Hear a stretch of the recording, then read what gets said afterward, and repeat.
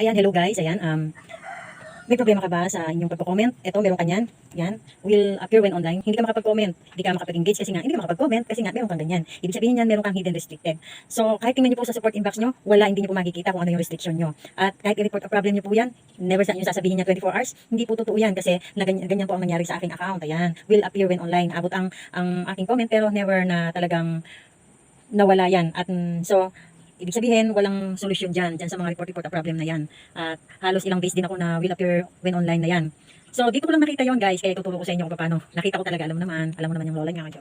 So, ganito yung guys, yung pag, ng will appear online, paano malalaman kung restricted ka ba o ano, kung at hanggang kailan ka pwedeng mag-comment. Kasi po, kung will appear online lagi lumalabas, wag na po kayo mag-comment at lalo lang pong nadadagdagan yung restriction nyo. So, ang gagawin nyo, ganito po, punta po kayo sa Google, and then, click nyo po yung MBasic Facebook, ayan. Pag naklik nyo na po yan, nakita nyo na po yung Facebook ninyo, di po ba? And then mag-comment po kayo doon. Mag-comment po kayo.